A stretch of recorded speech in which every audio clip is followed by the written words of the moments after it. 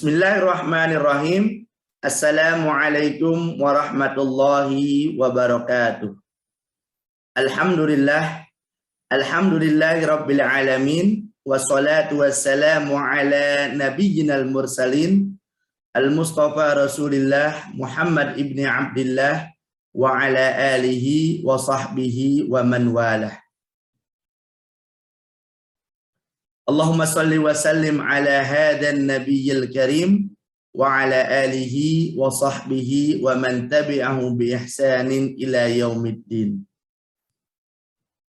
Qala Allah Ta'ala fil Qur'anil Karim, a'udzu billahi minasy syaithanir rajim, wa indahu mafatihul ghaibi la ya'lamuha illa hu wa ya'lamu ma fil barri wal bahri wa ma tasqutu min waraqatin illa ya'lamuha wa la habbatin fi zulumatil ardi wa la rabbin wa la yabisin illa fi kitabim mubin.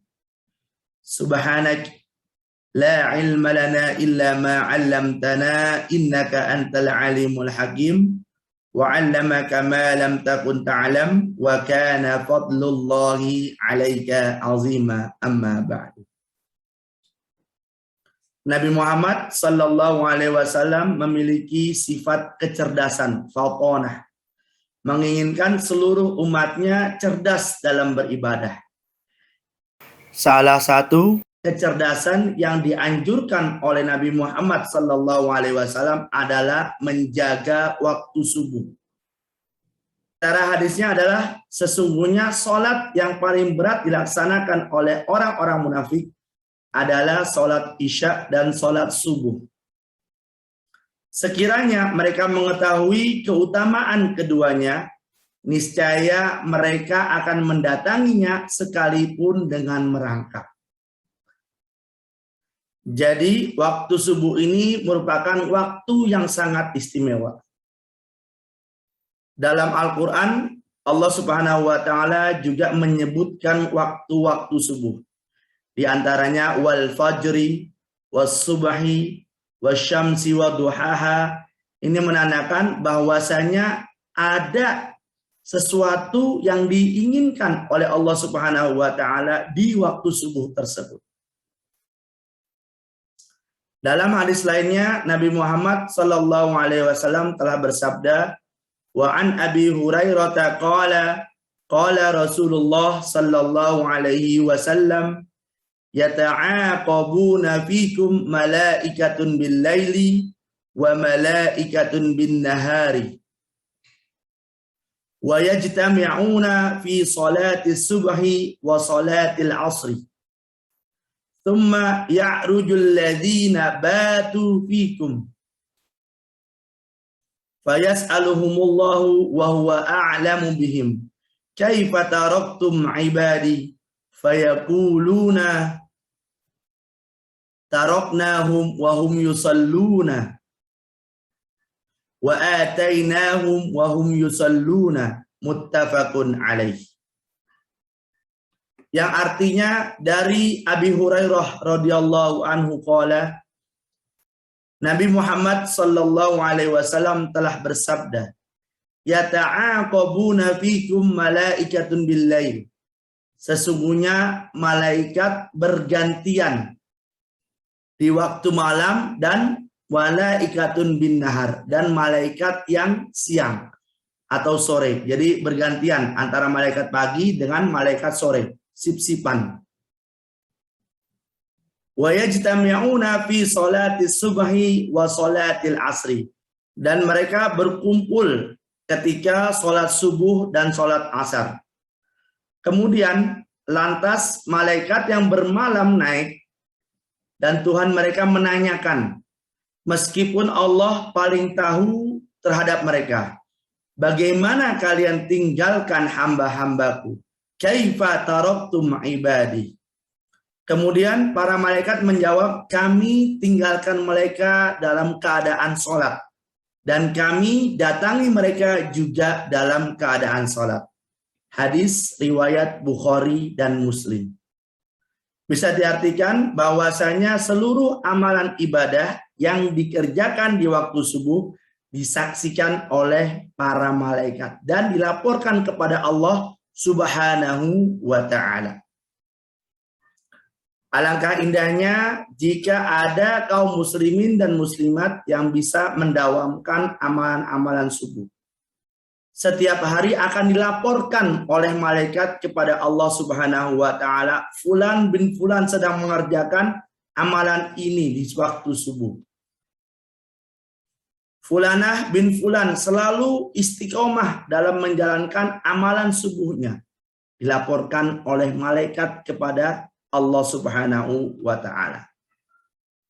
Akan tetapi sangat disayangkan, kebanyakan di antara kita tidak mengetahui apa keistimewaan dari waktu subuh. Dan juga amalan apa saja yang bisa dikerjakan di waktu subuh. Setidaknya ada 5 amalan yang bisa kita kerjakan di waktu subuh. Waktu subuh adalah waktu setelah azan subuh sampai dengan waktu syuruk. Kelima amalan yang bisa kita kerjakan di waktu subuh adalah pertama, sholat sunnah qobliyah subuh atau sholat sunnah fajar.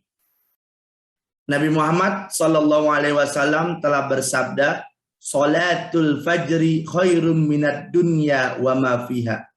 Sholat yang dilakukan sebelum sholat subuh itu lebih baik daripada dunia serta seisinya.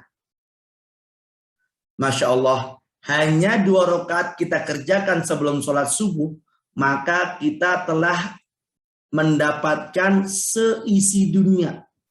Khairum minad dunya wa ma fiha, bahkan lebih baik daripada dunia dan seisinya. Amalan yang kedua adalah sholat subuh. Usahakan kita selalu menjaga jamaah sholat subuh.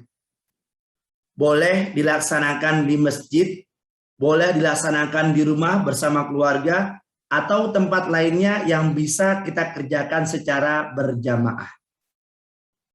Allah Subhanahu wa ta'ala akan memberikan ganjaran kepada orang yang melaksanakan sholat subuh berjamaah dengan faka'annama qomal laila kullah.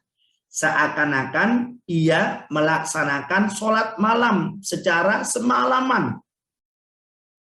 Rasanya mungkin tapi mustahil kita bisa melaksanakan sholat malam secara penuh. 1 malam secara penuh.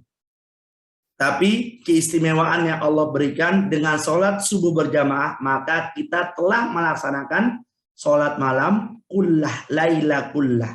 Malam yang penuh. Amalan yang ketiga adalah sedekah subuh. Sedekah ini merupakan sedekah yang kita berikan pada waktu subuh. Jadi dimulai setelah sholat subuh sampai dengan waktu syuruk.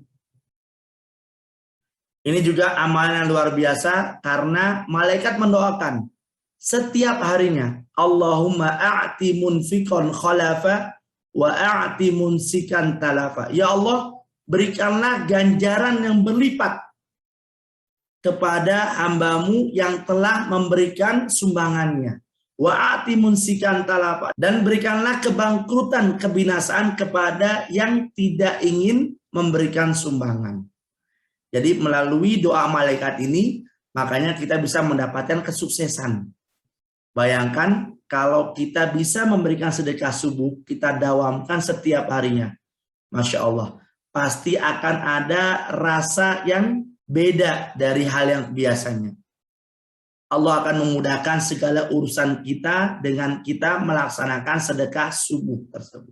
Sebagaimana yang sudah saya katakan di dalam channel ini, bahwasanya dengan sedekah subuh, alhamdulillah, saya yang divonis 8 tahun tidak memiliki anak, alhamdulillah dengan keberkahan sedekah subuh, Allah Subhanahu wa ta'ala memberikan keturunan tersebut. Yang keempat, membaca Al-Quran. Dalam Al-Quran dikatakan wa Qur'anal fajr, inna Qur'anal fajri kana mashhuda. Bisa diartikan bahwasanya baca Al-Quran yang dilaksanakan pada waktu subuh maka akan disaksikan oleh malaikat. Dilaporkan kepada Allah Subhanahu wa ta'ala siapa yang membaca Al-Quran di waktu subuh. Yang kelima atau yang terakhir adalah kita bertasbih kepada Allah Subhanahu wa taala. Subhanallah wa bihamdihi adada khalqihi wa ridha nafsihi wa zinata arsyihi wa midada kalimatihi, atau kalimat subhanallah walhamdulillah wa la ilaha illallah wallahu akbar. Dengan tasbih tersebutlah kita telah memuji Allah di pagi hari. Berapa banyak manusia yang tidak bisa menikmati nikmatnya sholat subuh, nikmatnya ibadah-ibadah di waktu subuh.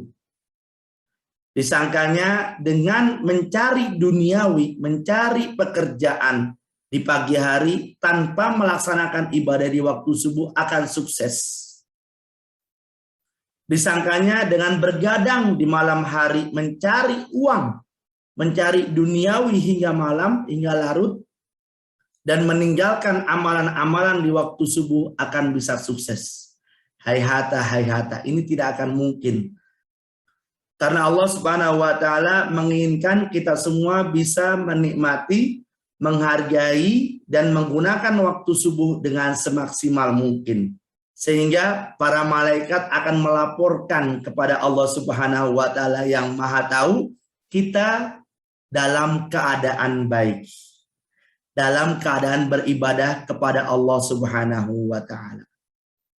Dengan mengamalkan 5 amalan ini di waktu subuh, sholat sunnah qobliyah fajar, sholat subuh, sedekah subuh, membaca Al-Quran di waktu subuh, dan bertasbih di waktu subuh, insya Allah, biiznillah, dengan izin Allah Subhanahu wa taala, doa-doa kita akan diterima, hajat kita akan dikabulkan oleh Allah Subhanahu wa taala.